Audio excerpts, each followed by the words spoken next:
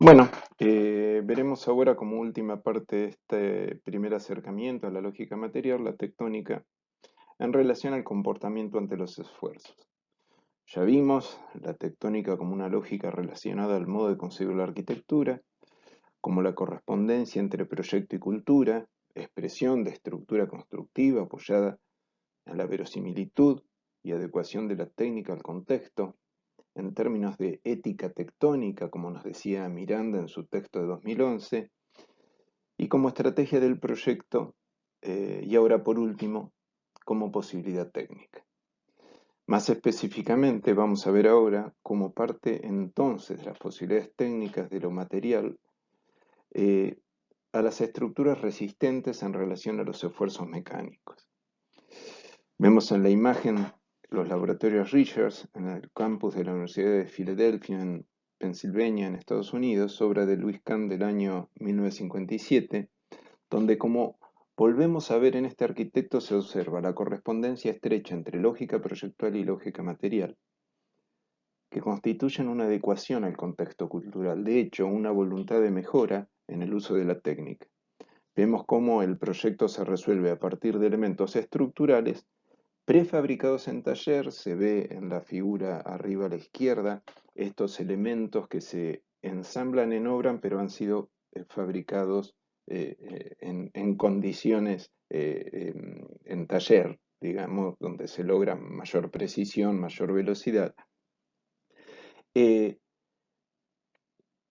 y eso con el fin de ser montados en una posición final para optimizar los tiempos de ejecución. Esto implica un pensamiento integral del objeto proyectual y las posibilidades técnicas del contexto cultural llevados al extremo de sus posibilidades en esos momentos. Es una obra, recordemos, del año 57. Bueno, es entonces que vamos a ver a la tectónica en función de su comportamiento ante los esfuerzos.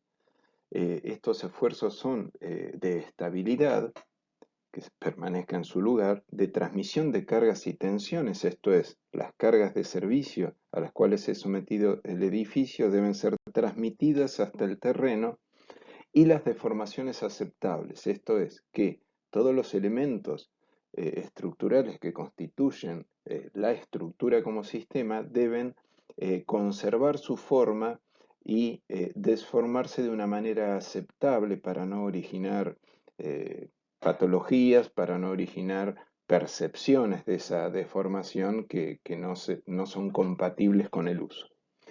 Y en ese sentido vamos a ver a los elementos que constituyen la estructura y a los sistemas estructurales más usuales. En la imagen vemos la- a- a Charles, el personaje de Charles Chaplin, que nos muestra cómo su bastón de caña de Manila se desforma, pandeándose o flexando proporcionalmente a la tensión de compresión a la que se le somete al descargar el peso del cuerpo de Carlitos sobre el bastón. Bueno, comenzando con estos elementos que forman parte del sistema estructural, vamos a empezar de abajo hacia arriba y diremos que, en primer lugar, tenemos las zapatas o bases, que son los elementos eminentemente planos o piramidales, troncopiramidales, que vinculan la estructura con el sustrato, esto es, con el terreno de apoyo, y adoptan distintas configuraciones de acuerdo a la naturaleza de las cargas, que pueden ser o de compresión o de flexocompresión, y la naturaleza del terreno, que pueden hacer preponderantemente el corte o la flexión. No son el único medio de descarga, las bases. Puede recurrirse a vigas de fundación, pueden ser plateas de fundación o pueden ser cajones que operan, los cajones de fundación operan como el casco de un barco, desplazando el terreno hasta que logra la compactación, el desplazamiento suficiente como para soportar las cargas, o la versión contraria, el uso de pilotes que pueden ser o volcados in situ o colados in situ o pueden ser clavados, y lo que origina que el terreno se compacte y logra la compacidad, perdón, suficiente como para sostener las cargas actuantes. Em, también puede recurrirse a una combinación de bases con otros elementos de transmisión de cargas al terreno. Estas zapatas o bases pueden materializarse o en obra ciclópea, es decir, en ladrillos comunes asentados en concreto, o en hormigón ciclópeo o con el agregado de inertes de mayor gramaje, digamos, de piedras grandes, por decirlo así, hormigón en masa, eh, aunque comúnmente hoy por hoy se recurre al hormigón estructural armado. Un predimensionado tentativo para el caso que nos ocupa del trabajo práctico 1, donde eh, vamos a tener luces usuales de 7 metros por 7 metros, 720 por 720, si utilizamos la modulación sugerida, nos va a dar una superficie de base de 1,20 m por 1,20 m aproximadamente y una altura de unos 50 centímetros, aunque, bueno, este predimensionado queda supeditado a un cálculo más fino que no vamos a hacer en el taller, y en la resistencia que ofrezca el terreno. La aproximación matemática que utilizamos es dividir la carga actuante que transmite la columna sobre 2,5 kilos sobre centímetro cuadrado, que esto es una medida de presión y nos daría qué necesidad de superficie necesitamos para soportar la carga. Estos 2,5 kilogramos sobre centímetro cuadrado es la presión que resiste un terreno usual en Bahía Blanca. Vamos ahora a columnas. Las columnas son elementos eminentemente longitudinales verticales que transmiten las cargas desde las vigas a las bases.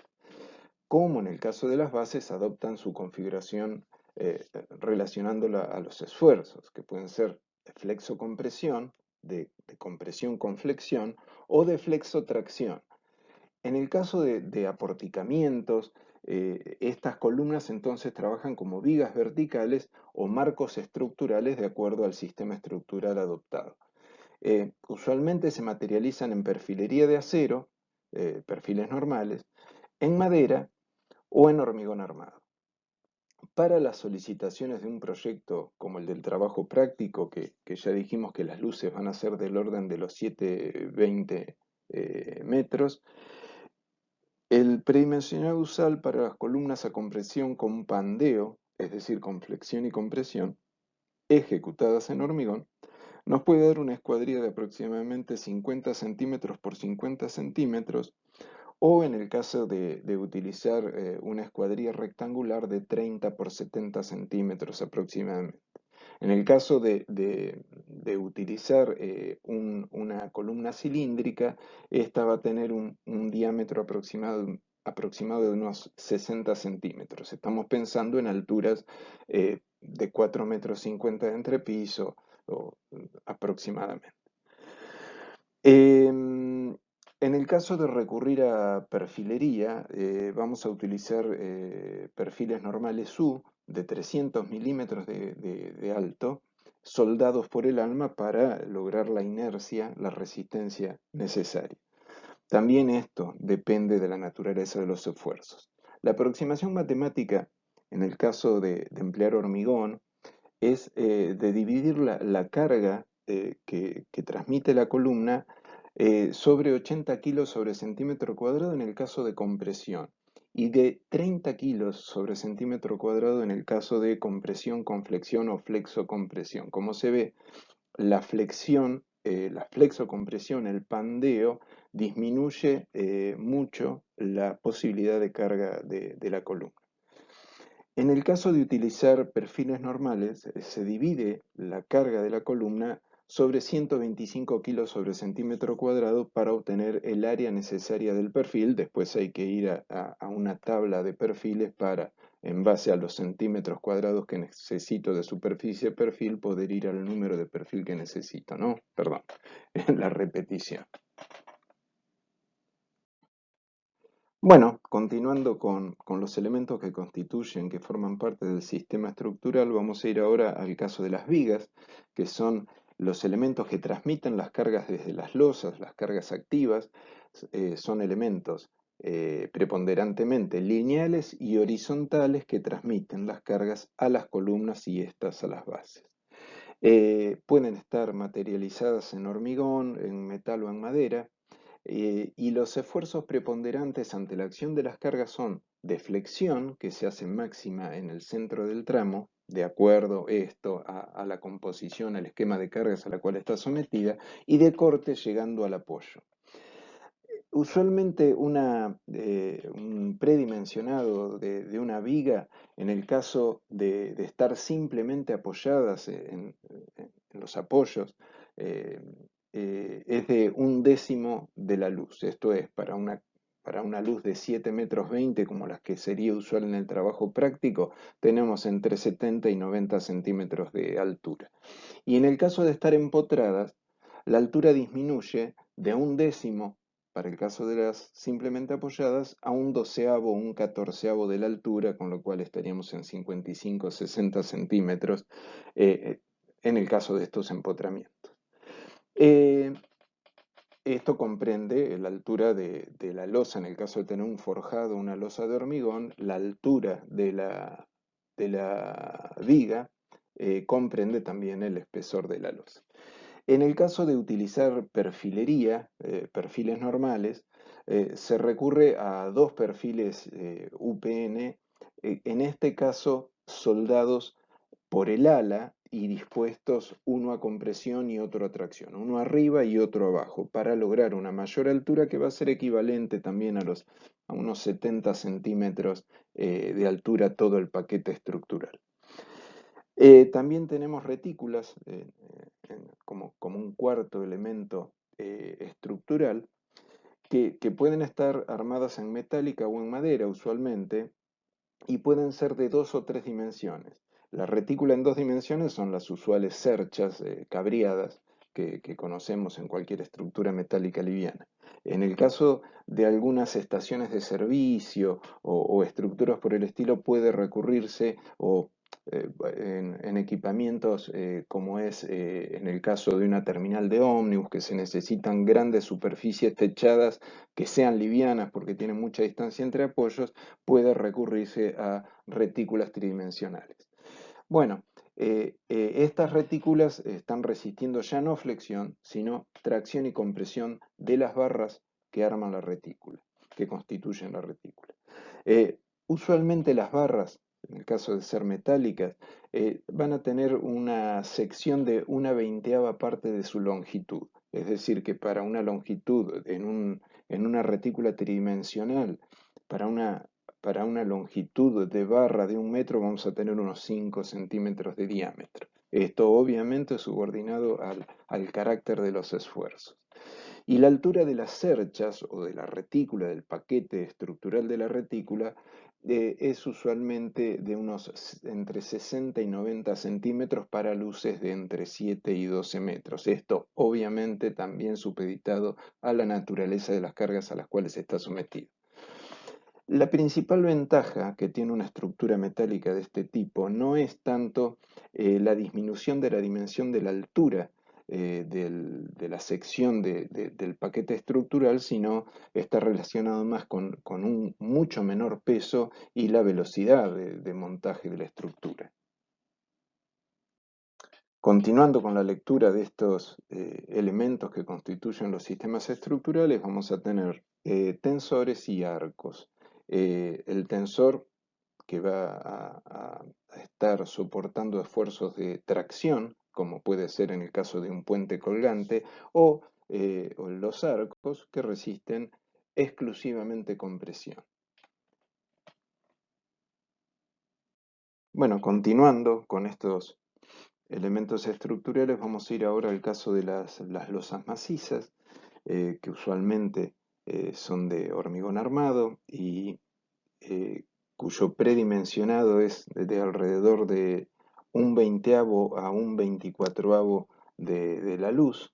Esto nos da un espesor de aproximadamente entre 12 y 15 centímetros de altura. En este caso puede recurrirse al uso de chapas colaborantes, que son lo que vemos en la imagen a la izquierda abajo, que son un perfil hexagonal de chapa, generalmente de chapa cincada, que opera como una armadura suplementaria y como un encofrado perdido. Porque en el caso de las losas macizas tradicionales, para ejecutarlas hacemos uso a lo que se denominan encofrados, que son toda una estructura de servicio durante la etapa de construcción, que puede ser metálica, puede ser metálica y medida, y que es todo un trabajo de servicio a la construcción que importa tiempo, horas hombre, dinero, etcétera, ¿no? Eh, en el caso de las losas, el esfuerzo preponderante es el de flexión. Va a haber una carga que se calcula como distribuida en toda la superficie de la losa y que tiene que ver con eh, la carga que implica la obra muerta, el contrapisos, pisos, instalaciones, y cargas activas que tienen que ver con el uso, con el tránsito de las personas, con el depósito de materiales, muebles, etc. De manera que el esfuerzo entonces es preponderantemente de flexión, aunque en las aristas puede haber corte u otro tipo de esfuerzo. Un caso especial de losas son los casetonados o nerburados, que serían, eh, como se ve arriba a la izquierda, losas que colaboran con una serie de vigas que pueden estar en una o dos direcciones y que las denominamos nervios. En el caso de los nerburados, en ambas direcciones van a tener una altura aproximada de entre 75 centímetros o 1,5 m para el caso de las luces que estamos hablando de 7,2 metros. eh, y usualmente se adoptan medidas estándar, ya que se dispone, como habíamos dicho en el caso de las losas macizas, de un encofrado, pero que en este caso son una serie de casetones de medidas estándar, por lo cual los nervios se disponen a una distancia de entre 75 y 90 centímetros. Eh, para el caso de utilizar nerburados en una sola dirección, estas se denominan vigas T, y también la distancia va a ser entre 75 y 90 centímetros y la altura una altura similar. La ventaja que tiene el encasetonado sobre la losa nerburada es que las dimensiones entre apoyos, la longitud entre apoyos puede ser mayor. Bueno, por último pasamos a ver los sistemas estructurales. Vamos a ver rápidamente los distintos tipos de sistemas que van a ser de vector activo o cerchas, los de superficie activa o placas o plegados, los de masa activa que son los pórticos y los de forma activa que son cables, arcos o mallas. En la imagen vemos el Club de Tiro y Boxeo en Tokio, obra de F.T. Architect del año 2012, donde podemos apreciar un tipo de estructura de vector activo tridimensional que, según el uso tradicional japonés, no hace uso de barras diagonales, de manera que es de mucho menor eficacia que las cerchas trianguladas de uso común. Vemos entonces el sistema de vector activo, que son cerchas bidimensionales, planas, o cerchas tridimensionales o espaciales. Estas están ambas formadas por elementos lineales o barras que aceptan cargas de tracción o compresión y transmiten esfuerzos por descomposición vectorial. ¿Qué quiere decir esto? Que las cargas que actúan sobre la estructura toman la dirección de las barras, comprimiéndolas o traccionándolas. Estos elementos de vector, estos sistemas, perdón, de vector activo están constituidos por elementos que se materializan generalmente en acero o madera. En la imagen vemos el pabellón UFB en Madrid, que es una obra de Campo Baeza del año 2017, donde se aprecia el sistema de vector activo bidimensional, toda una serie de cabriadas, de cerchas, de perfilería soldado que descansan sobre un sistema de columnas metálicas que se integran a la piel de cerramiento del edificio. Bueno, continuamos con los sistemas de superficie activa, que estas pueden ser láminas, o losas onduladas, láminas plegadas o cáscaras o membranas. Eh, Pueden estar formadas por elementos superficiales, en el caso de las láminas, aceptan cargas de tracción, de compresión, de flexión y de corte o cizallamiento. Transmiten esfuerzos por continuidad de la superficie y pueden estar construidas en hormigón, en acero, en madera o en textiles. Acá en la imagen vemos una capilla en Sudáfrica de propiedad privada dentro de un campo de propiedad privada que es una obra de Stein Studio del año 2016. Seguimos con los sistemas de masa activa. Estos son los sistemas aporticados de viga y poste que están formados por elementos lineales y superficiales. Aceptan cargas de flexión y corte y aceptan cargas de compresión y tracción. Todos los esfuerzos que se conocen los aceptan estas estructuras y pueden estar construidas en hormigón o acero. Usualmente un edificio en altura va a ser justamente un sistema de masa activa conformado por aporticados a los cuales colaboran también las losas a los esfuerzos de torsión. En la imagen vemos la Casa H, obra de Felipe Azadi del año 2018 en el Zapallar, en Chile, donde puede apreciarse, obviamente con una intención simbólica, monumental, la viga porticada lateral que soporta el voladizo de cubierta y que a su vez es soportado por una serie de columnas que se ven cortas pero que continúan como un casetonado incorporado al cuerpo de la viga. Y terminando ya entonces con esta teórica vamos a ver los sistemas de forma activa. Estos pueden ser cuerdas y catenarias bidimensionales, planas, pueden ser cuerdas y catenarias tridimensionales o espaciales, pueden ser arcos bidimensionales, planos, o pueden ser cúpulas.